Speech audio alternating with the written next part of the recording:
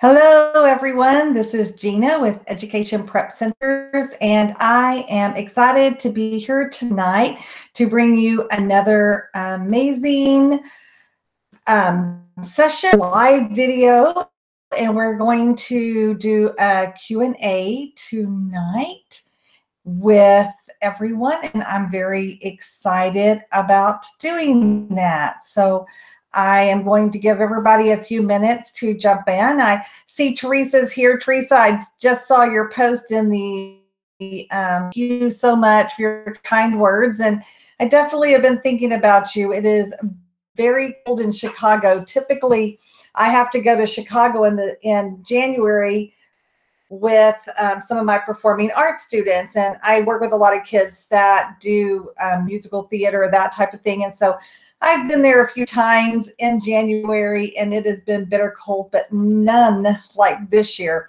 And I have a couple of kids getting on a plane heading that direction this weekend, and I'm like, oh, I'm really glad I'm staying here in Texas, but I'm thinking about them and wishing them well as they all go forward to do auditioning for that. So tonight I'm excited. Just feel free to jump in. And hello, Lisa. I'm glad you're here. I don't know who else in the country is in the really cold area, but I have definitely been thinking of all of you. I'm in Texas, and we're typically fairly warm, and we're expected to be warm this coming weekend. We're supposed to be in the 70s. Teresa says it's going to be 50 this weekend for them. Is that, yeah, 50. And I'm like, oh, we're at about 40s right now. So, so we're already, almost at your high for the weekend. But I'm glad, I know that you will be very happy to have that happen. So we're going to jump in. I also have the video going in the course room. So if there are any of you guys in there, I want you to feel free to jump in, ask questions. I will do my best to answer all of those tonight. And we're going to kind of focus on financial aid.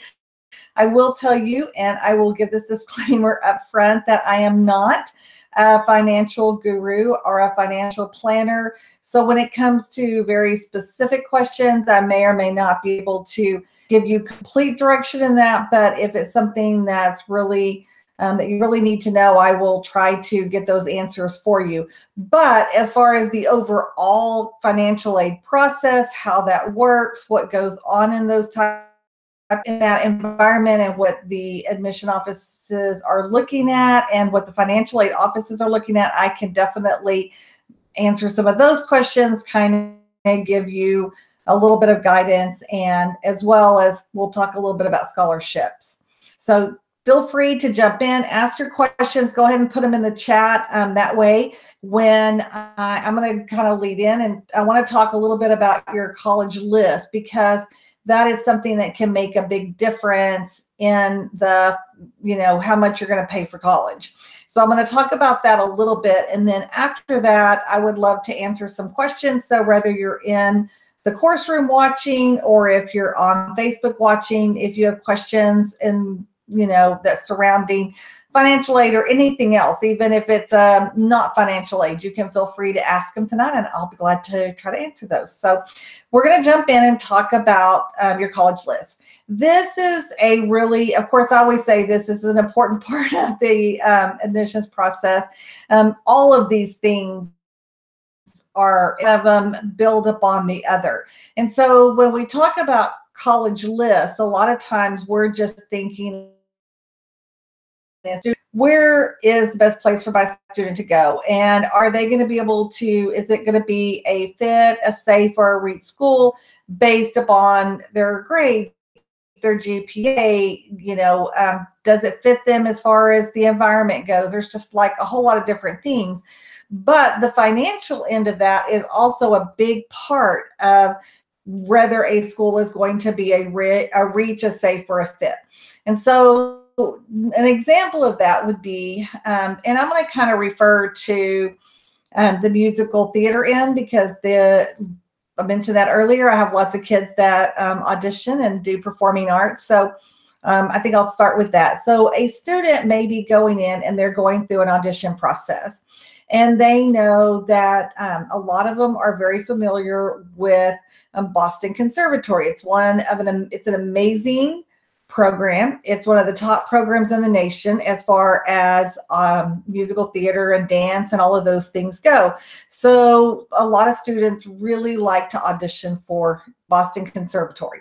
So they go and they audition, and Boston Conservatory is highly competitive, and they do have some scholarship money, but it is still limited, and they're going to give scholarship money not just based upon a student's talent, but also they look at what they're in need of. And if they're really trying to woo a particular student, they may offer them more than they offer another one. And this is typical in all musical theater programs, not just Boston Conservatory. I'm just using that as an example. So student goes in and a particular school offers them a scholarship. Hi, Chess. Chess is on here. He just jumped in, and I'm working with his son this year, so I'm excited to have him on there. Hi, Sarah. It is freezing in the Midwestern here. Yes, it is freezing. I cannot even begin to imagine. I'm cold here in Texas. So, okay, so back to the college list. So a school like Boston Conservatory is excessively expensive. A student can spend close to $80,000 per year to go there. So if your student is looking to try to reduce the cost of their school, and you're looking at the amount of financials that you're going to pay forth is going to be, if you are thinking about Boston Conservatory and you're not going to have $80,000 to pay per year, or you don't want to pay $80,000 a year, and your student doesn't get enough scholarships to offset that, then that's going to be a reach school. So you either have to determine going in, this is a reach school. Financially, it is really out of our range. And so your student has to know that even if they get in, even if they get some scholarship money, if it doesn't come down to a certain price, that it's not going to be doable. The other thing is that it may be one of those schools that you're like, it's just not one that we want to even try to apply to because of the cost. And so that same principle goes across regardless of where your student or what your student is going to major in.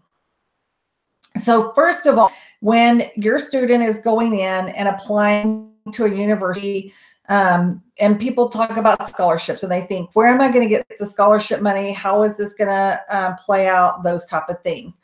The largest amount of scholarship money always comes on the academic end. So first of all, you want to make sure that your students got good grades and that they have their GPAs high.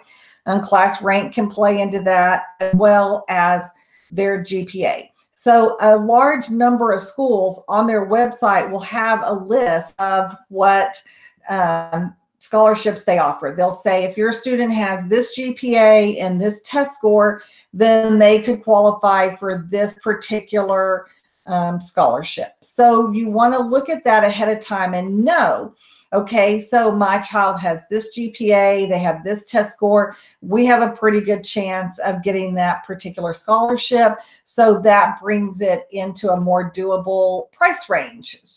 And that is one of the things you really want to look at. I use a system with my current clients, and they're able to go in, they can compare pricing back and forth. It pulls all that data and information from the website. And so you can go in and see, okay, so this particular school is going to give this amount of scholarship.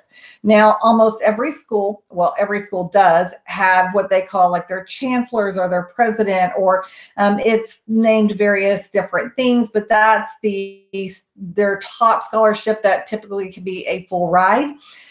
They're looking usually are going to be in their honors program, students that are really strong academically. And it goes back to us talking about earlier this week about coming in and being able to compete beyond just GPA, test scores, all of those type of things. So when you're developing that uniquely you, all of those things go into the scholarships as well. So they're looking at these students overall. Even if your student maybe has a higher GPA, but they're not a great test taker, or vice versa, if they fall within the range, then they could still be competitive for those top chancellor scholarships, and they're going to look at the student overall. So one of the first things to remember is to always look at that. A second thing is a lot of parents will say, okay, we are going to only look at public state schools, which is fine. But I can tell you that a lot of private schools do have endowments. And so a lot of times your student can get a larger amount of money from a private university that offsets that cost and will bring it down to what would be a state school level. So don't throw out private schools just because especially in, I think when we look at schools, private schools, as far as high schools and those type of things in our states, we know it costs more money. There's not always a lot of scholarship money for students, and it goes strictly to lower income. And so when you're looking at colleges, it's different. You got to remember that they do have these endowments. They have different people that will come in and say, okay, I graduated from this particular school and we're really vested into the business school, so we're going to even give some extra money into the business school for those people, those students that are coming in there. And so then there may be extra scholarship money, and your student could get that if they have the right grades and those things. So really look at the private schools, what they offer, those type of things. I will tell you that most Ivy schools is need-based. Then they definitely, if you can get in, they will meet that need base, because they have some of those have some large endowments. So that's something to keep in mind if your child really wants to apply to a need-based and they're not able to. If you are a need-based student, you can also, your child can also apply through QuestBridge. They will need to be recommended by a counselor or somebody that anybody that your student's working with can recommend them. And QuestBridge is, again, very competitive.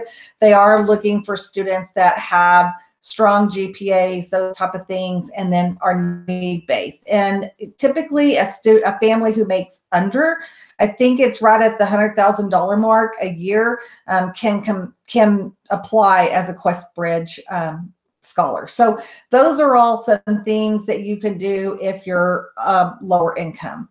But let's talk about those who are not. Those, especially those that are kind of in that middle upper class, the upper lower class, upper bottom part of the upper class. Sorry, get that right in a minute. And your student's not going to qualify for financial aid. But and even if you can pay full price, you would really prefer not to pay full price. You would like to be able to shave some of that money off. So that's where it goes back to really making sure that your student is doing what they can to stand out beyond their grades, their GPA, those type of things, to get that additional money. And then again, let's go back to that college list. So when your students list, you're going to want to know, and there's all of this data is out there. A lot of it is just, you have to do a lot of digging unless you have access to certain programs which give you that data a little easier. But typically you can find it on their websites, those kind of things. You just have to dig for it. So there are schools that will, like I said, will give more money.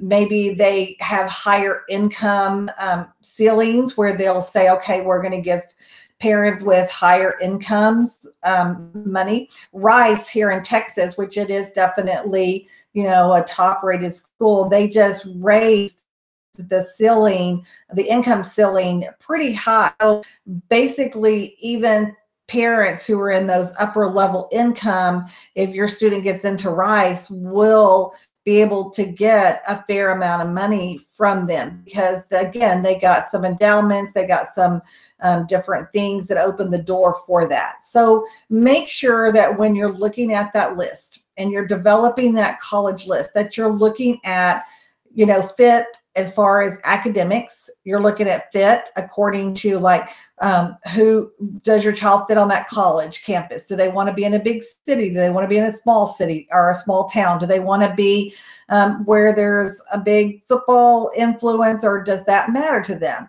So just look at all of those things, but then don't forget to put that financial aid part in. Really look at the financial. Typically, unless you're a family that makes under $50,000 a year, you're not going to qualify for the free grant type money for schools. Now, there are some states that like Tennessee has the Tennessee Promise. I know that there are a few other states that are like that, where there are certain, they will work with your student depending on your income a little bit more on the in-state tuition. So definitely in-state tuition can make a big difference. So that's something, if your child is wanting to go out of state, then you're going to probably want to look at some of those private schools, see what kind of scholarship, see where your student falls, and see if you can offset that somehow. So I hope that helps a little bit to explain how and why using your colleges, planning that college list is important front, so that you are really taking in the financial part. If you have questions, please feel free to jump in. I know that you have now heard from Fred, you heard Luann, and you heard Jocelyn talk about scholarships, and we have one other one in this session that's coming up. She's the scholarship lady, and she's going to talk about scholarships too. And the one thing that I can tell you about scholarships outside of the academic is that after that, students that are going into performing arts, there are a fair number of scholarships for students who are able to compete on that financial end. Just there's 30% increase this year in applications due to RICE incentive, and that is absolutely right. The more students that are, as these colleges add these incentives, there are more students applying to them, which goes back to why it's so important to make sure that your student is able to be able to show their whole show themselves as a whole person, not just their grades, not just their test scores, but they want to show that uniquely you. They want to stand out, want to be able to show their values and those type of things. Hey, Leah. Leah's again on here. I'm so glad to have you. She's one of our speakers, and she's always got great information. So Leah, feel free to jump in and speak to any of the questions or comments or anything that you're hearing here. I know she can tell you why it's important as well to make sure that college list is a fit. So Teresa said, if already given the deposit, is it still possible to appeal? Yes, you can always appeal a financial decision.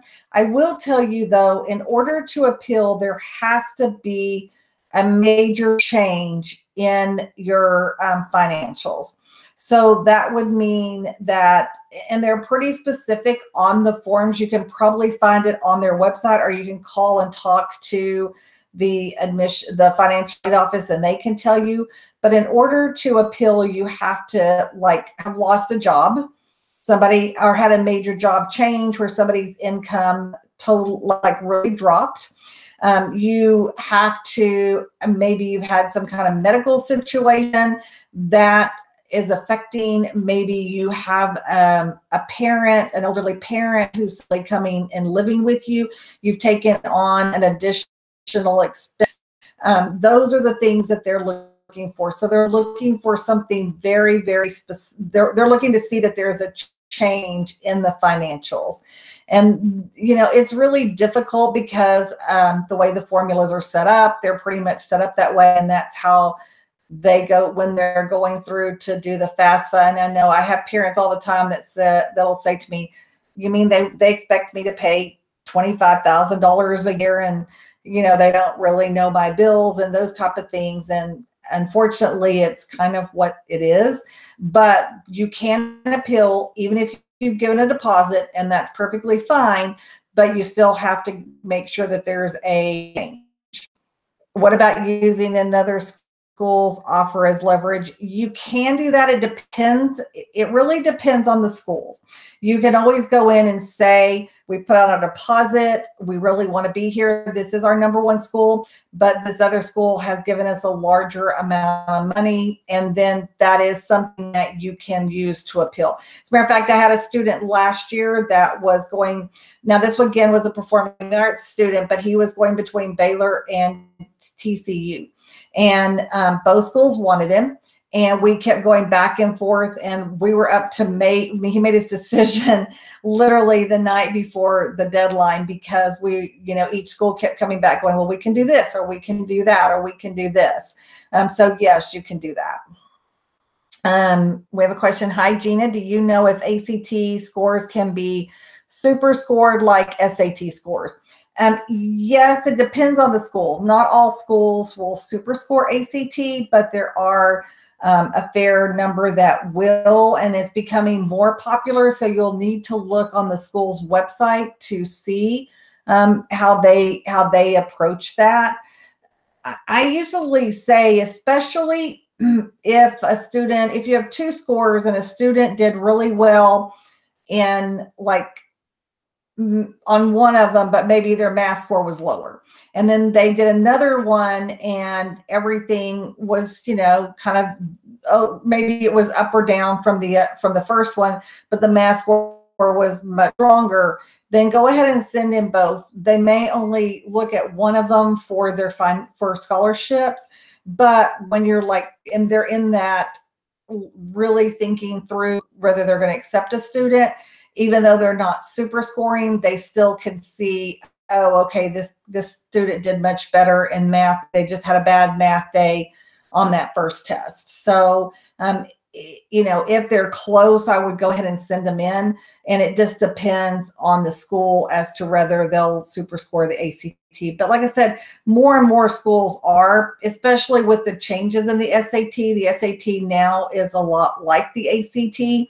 So schools are becoming a lot more open about looking at that and scoring those. And especially for financial aid, more than even, I think, acceptances, because they know, okay, we're trying to get that kid this particular scholarship, and maybe they're just they want them to have a 29 and they're at a 28. And so they will kind of look at both of those sometimes. So go to the school's website is really my advice, and make sure of what their policy is, but a lot of them do. So hopefully that helps you. So make sure, keep those questions coming. I love answering questions and being able to help you guys along the way. I did put in a scholarship link earlier this week. I hope some of you guys saw that. See, Sarah says, do you have recommend comparing lenders for covering remaining tuition after, after scholarships? Are we pretty much confined to using Parent Plus loans? You don't have to use a Parent Plus loan. Like I said earlier, I'm not a financial planner. So if I were you, you might want to reach out to Fred or Luann. Both of them are much more knowledgeable. And if you haven't heard their sessions, you're going to want to make sure to listen to that, and they can probably advise you a little bit better on that. But you don't have to do a Parent Plus loan. There are a lot of various options, and I know that parents go a lot of different ways, and you definitely want to shop around, because there are different interest rates and those type of things. I wish I could give you a little more details on that. I mean, I know there are people who will take out a home equity loan and do it that way instead of taking out a Parent Plus loan. So I know there are different options. It just kind of depends on your particular situation. Yeah, and she's saying covering remaining tuition after scholarships. So make sure that you are looking at that. I know when they send those out, it can be a little confusing. Everybody, regardless of test scores, regardless of anything, will be offered a Stanford loan. Sometimes you're offered both the subsidized and unsubsidized. A majority of students are. if you have to take out loans, those are definitely the lower rates. They don't start, one of them does accumulating interest at all until they graduate. The other one's a very low interest, and you don't have to make payments on them at all until the student, and they're completely in the student's name.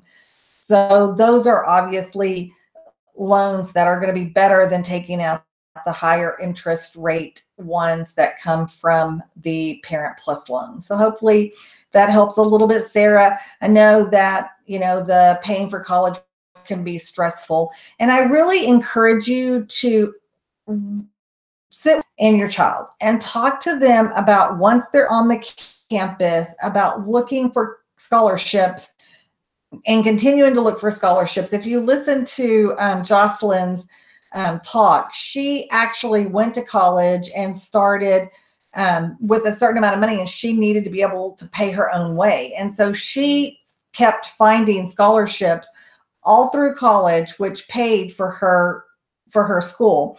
And so I encourage you to have your child make it their job, and they can, during that time, really go into the financial aid office. There are scholarships there all the time. So Sarah said, yes, thank you. I'll try to review those other talks. Yes, that would be great. They'll definitely give you some good information. And I also encourage you, and I tell kids all the time, I tell every student, go to your counselor's office and ask for scholarships. They have them in their office, and you can go and you can get them. I had a student I was working with this week, and the student was like, yeah, I like went by my counselor's office and there were all of these scholarships. And she was like, I was like, wow. And I was like, yes.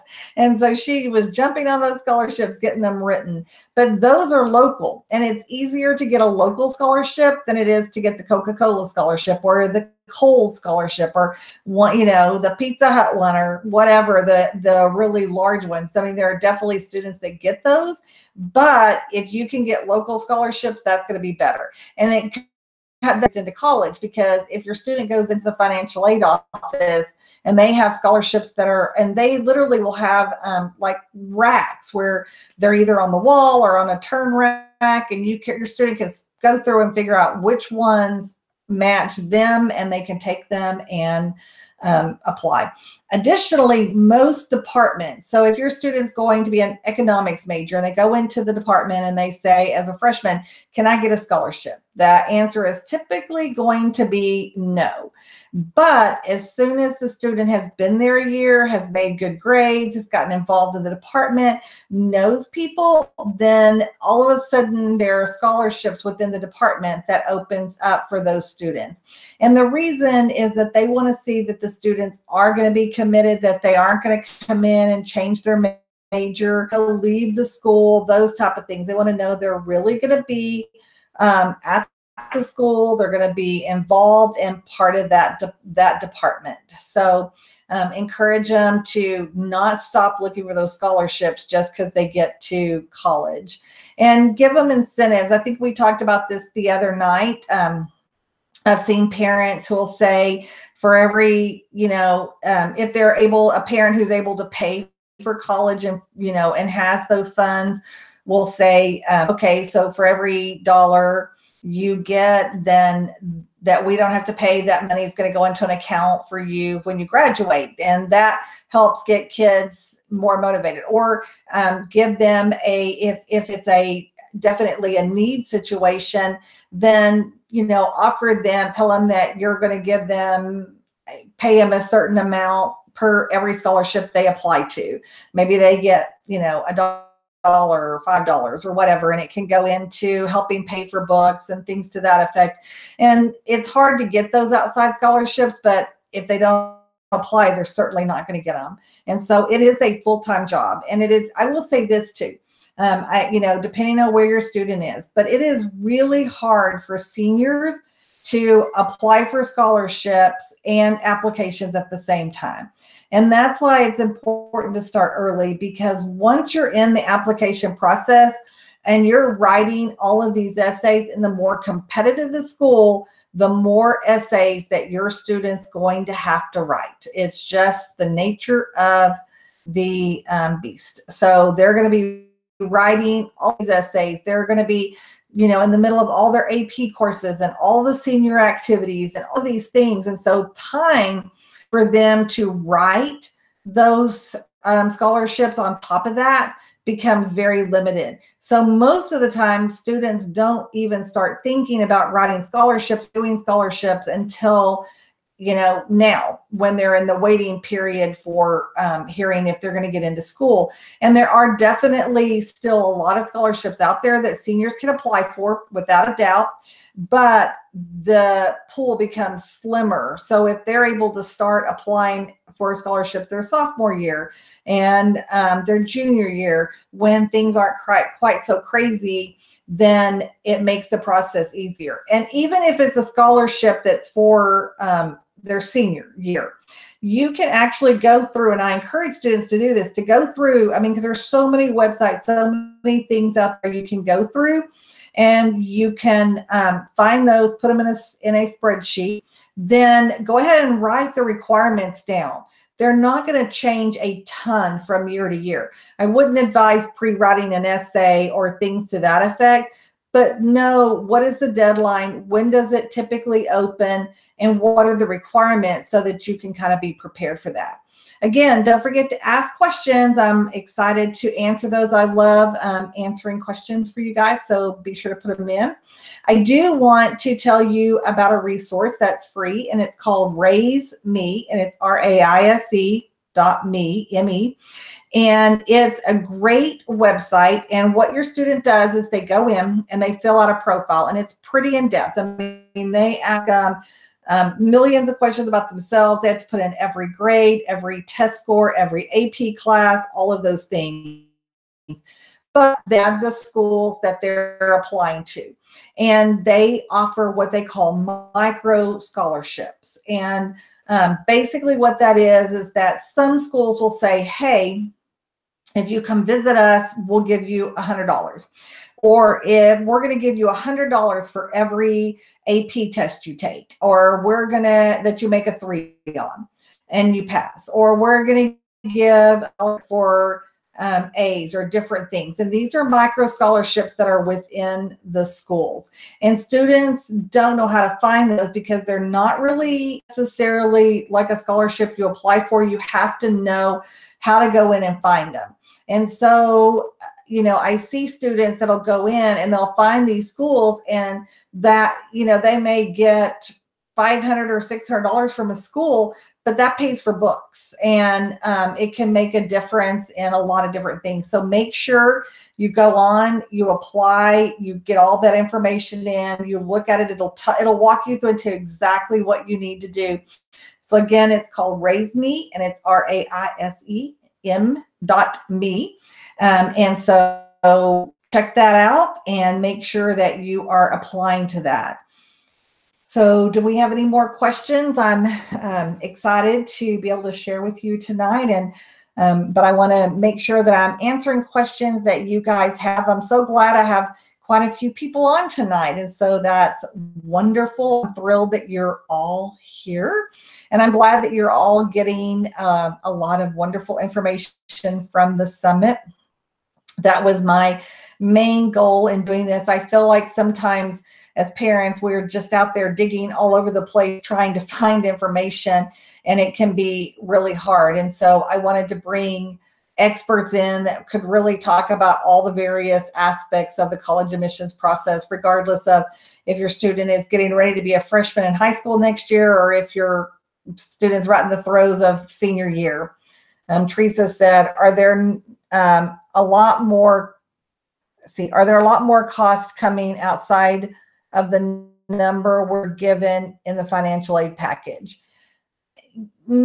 Okay, so basically the number they give you in the financial aid package is typically going to be a little higher than what you there are ways to save money, I guess. You're going to look, what I would do, one is look at the dorms, because they'll say the cost of living on campus, room and board, is a certain amount of money. So you want to look at what they're averaging the cost of room and board is, and then go in and compare that to all the dorms will have different prices. So you're going to want to really think about which dorm you want your student to live in, and which one is where they fall, cost wise. The same with meal plans. Now I typically suggest that you really consider using, the larger meal plans, especially their freshman year. I mean, they can, refrigerator, or they may have, there's a lot of apartment style dorms now, which can save a little bit of money here and there. But basically, they're going to be eating in the cafeteria a lot. So just kind of balance that. I find that kids don't eat necessarily 3 meals a day in there, but they are going to want to have breakfast, what they offer. And then outside of those things, parking can be a big one. If your student's taking a car, if they're not taking a car, there's a different parking cost for each student. And that's usually, they'll be on the financial aid package. It may say other, it'll also say they'll figure in the costs like travel. And so you want to look at that number, and is the student determined, okay, is it going to cost that much for your student to come home? Is it going to cost more? Is it going to cost less? If my daughter had looked at a school at one point, Wisconsin, and when we looked at where it was, there was no major airport. So it was going to cost almost, we looked at airline tickets everywhere, and to fly from their home every time was going to be like $800 or $900. And so we talked about that. Do you want to be restricted on how many times you can come home because you're going to be spending this amount of money? It's not easy to get to an airport. It's going to be snowing. You may or may not be able to get in and out.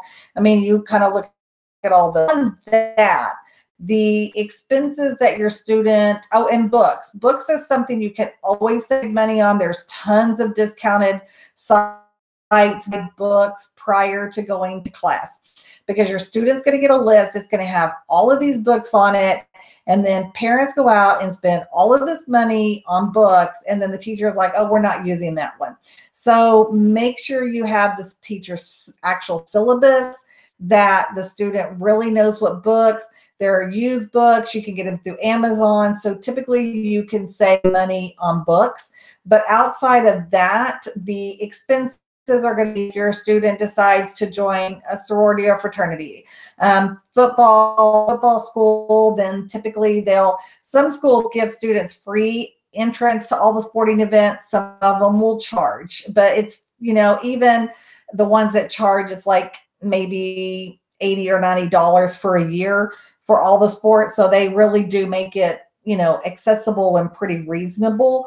Other than that, it's going to be social events, things to that. There's not usually a lot of expense from the school. It's going to be your student and how well they budget their money.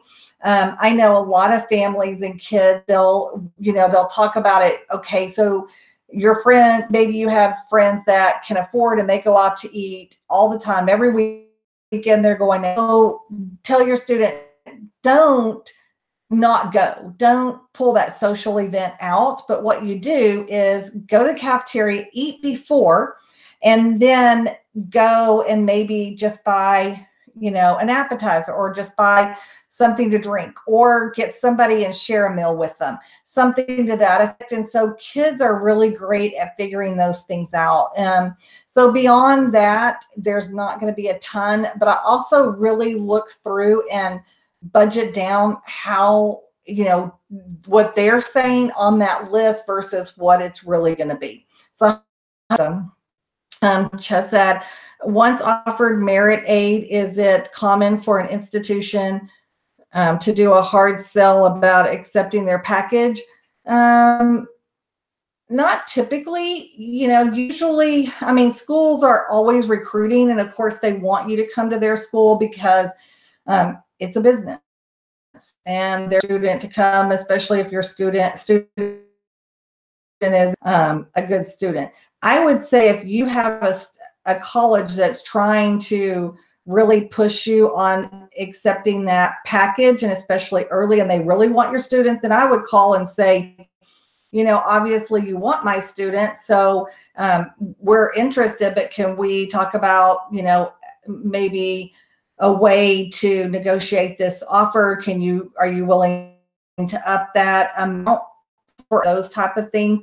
Now, I will say that as soon as your student gets accepted to any school, they're immediately going to start getting emails that say, hey, sign today. If you sign today, then you're going to, so that you hold your spot, and don't forget, or, we're offering you this scholarship by this particular date. And if you're not ready to accept that, then definitely call them and tell them, you're on our list. We're really wanting to look at all of our financial aid packages. And if you're going to pull the offer at that point, then we're going to have to take you off the list. And 9 times out of 10, they'll say, oh, okay, don't worry about it. We'll extend it.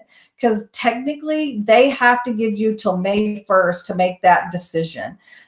So if it's a school they're doing that, then you want to reach out to them. It's crazy, but the deal is that they know they've accepted a certain number of students. They have students like their wait list and those type of things. So they want to make sure every spot is full, and they know that you're looking at other things. And so if they can give you a little bit of pressure quickly, then that means that they feel like you're, that spot is locked in. But honestly, even if you accept a package, or you say, yes, I'm going to come there, and you put down your deposit, you can always pull that and change your schools. I see students deferred or waitlisted, and they won't know until late summer a lot of times if they're going to get into those schools, if they're on a deferred or wait list type situation. So maybe they're going forth with one school, and then they decide, they get off the wait list, they're offered, and they're like, oh, I'd really rather. They can shift. Now you're going to lose any money that you put down. So you're going to lose your deposit. You're going to lose all those type of things. And that's why they know once you put a deposit down, you're most likely not going to shift, because you're investing money. You have to reserve and put a deposit down for housing and those type of things. But if they're pressuring you, I would definitely call and say that you're not ready to make that decision, and that you want to look at all the other packages. And then also, just say, well, we appreciate this as a great merit offer, but we would really like to see if that could be increased, something to that effect. And that's okay to do as well. But yeah, unfortunately, sometimes they do it because they just want to fill their classes. They want to fill their numbers. And it's a scare tactic. And I'm seeing it more. It used to not be a thing at all, but I'm seeing it more and more, unfortunately. So don't let them bully you. I mean, I hate to use that word because I don't think they're really bullying you. That's probably not really the right word, but don't let them make you feel that pressure or that anxiousness or feel that panic that you've got to make that decision that second. If you're not ready, call and talk to them about it and let them know your concerns. Ask them for an extension. 9 times out of 10, they will. The only time if they're offering your student that full ride, then they might say, well, we're on that, and that could be something a little bit different. But yeah, make sure you just call them and don't let them pressure you, and weigh it out. Let them know you're weighing it out. So these are great questions, and I'm really asking. And you're welcome, Teresa. I'm glad that was the information you needed. So again, feel free to jump in here, ask these questions. We got a few more minutes before we're going to end tonight. And so I want to make sure that if there are any other questions that regarding scholarships, financial aid. I know that especially for senior of the year that we're really looking at all of that, waiting to hear offers and acceptances. And I think for seniors, this is the most difficult, the senior and the parent, because you're just waiting and there's nothing, it's all out of your hands. You're, amazing applications. They've done amazing things in their life. And now everything kind of, you feel like it hangs in the balance, I guess. And unfortunately, they typically will hear way before about acceptances, way before they hear about financial aid packages. It's odd because even with the new FAFSA and then them changing the dates and having everybody apply early, we're still seeing those financial aid packages not come until April and sometimes mid-April, and that can be very stressful. You're checking and your child checking their college portals. A lot of times the colleges do not send a physical, I guess, financial aid package, or if they do, it's really late. A lot of times they can find out their financial aid awards earlier if they go into their college portal, and make sure they're checking their email, because that's where all of that information comes. I think that's one of the things that I have to work the hardest with students on, is making sure they're checking email and looking in their spam as well, because sometimes those things can go in the spam, but they should be able to go in once they've applied. 9 out of 10 schools will give them directions on how to go in, set up an email, set up all of this stuff behind in a back portal. They're able to go in. It'll show. A lot of times they'll find out their acceptances through those portals, and they'll find out earlier in the portals than if they're waiting for something to come in the mail. And sometimes some schools don't even send it in the mail. They just are now putting it on that portal. So you want to make sure that you're checking those to see, and your child checking their email for those type of things. But the financial aid packages in there too. So make sure that you're looking there for those as well. So hopefully that gives you some good information. Also, if you're, regardless, people ask me all the time, well, we're not going to qualify for anything. So what's the point? I mean, filling out the financial, the FAFSA is frustrating. It can be, especially if you're a business owner and you're filing your taxes later, that can really, so I can get everything, but you still need to fill out the FAFSA, and I know the CSS profile, which is for private schools, also can be, that one's a real pain, because they're asking every detail about how much is how much do you pay for electricity and water and this and that and the other, and you have to balance that all and figure out all of that information to go in the CSS. But there are schools that give merit aid, so it's not based on your finances, but if you do not fill out the FAFSA, they will not give the merit aid. And University of Miami is one of those. And typically those scholarships that are required are going to be those bigger ones. And they're not looking at that because of they're not saying, oh, well, you don't have needs, so we're not going to give it to you, but they require you to fill it out. That ties into a lot of other things as well. And so if you don't fill it out, your child may lose merit aid. So as much of a pain as it is, even though you're not going to qualify, your child is going to get offered the Stafford loans. So you might as well do it for that. And Teresa, that's one thing too. You were asking earlier about, I forget which question, but you had asked a question about I guess, what other costs and things. Really make sure that you're looking through, that you understand which things are loans, things are grants, and which things are things that you have to go take out separately, like the parent loans, those type of things. Because I see a lot of times the way they send out these packages, it's like, oh, it costs $40,000 and you now have $40,000. And you're like, oh, this is great. And then all of a sudden you're like, oh, I didn't realize that this amount is coming from here, and we have to go out and apply, and that's actually a loan, and it's looks different. And like every state, I think, has different, different kinds of grants, things to that effect. Like Texas has something called the Texas Grant, and that's for students that are in that are, I think, in the top 10%, but it's also based on need. So we're looking at that, a Texas grant. So you have to know, okay, a grant means free money. That's a good thing. So just really look at all the details.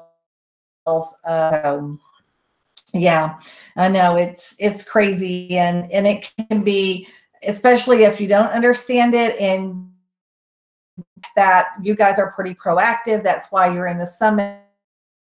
That's all parents all the time that will call me in a panic because they're, very deceiving. It is, because it looks like you've got everything paid for. It looks like the school's giving you this full ride, and they're not. And so you want to really make sure that you understand what that is. And if you don't, call the financial aid office. And I will tell you, you may sit on hold for an hour, because I've done that many times, but just sit on hold. And when you get through to somebody, ask them to walk through the offer with you. Because if you don't understand it, the worst thing is for you to say, yes, we're going to go to this college.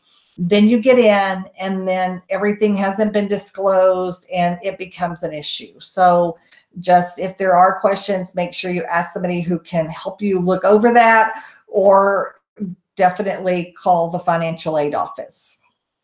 So do we have any other questions?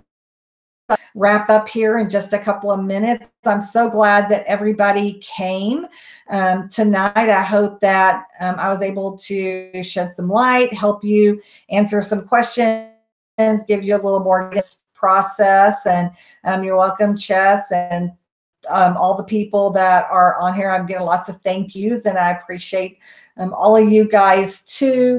And I'm glad that you're here. We will be doing this again next week, so I will be sending out a link. So make sure you jump in. We have a lot of other great speakers to be showing up in the summit. And then I think we're going to be the speakers are going to end this week. So I want to make sure that you get in. But again, you have until the 16th to watch them. So go back, rewatch them. And yes, I can give you yes, it's Raise Me. Give me 1 second. And let me make sure I'm telling you exactly that. It is, yes, raise.me. That's what I thought. I just want to make sure I'm giving raise.me. And that's where you will find that those micro scholarships. Great. I mean, it's great to do that, because it really does give students money. And like I said, the student last year that I had that was going between TCU and Baylor, honestly, he actually ended up with almost a full ride at both schools. And then when he got in and we started really looking at it, the Raise Me pushed him over the edge at Baylor. So, I mean, he got scholarships from both, on the Raise Me, from both of them.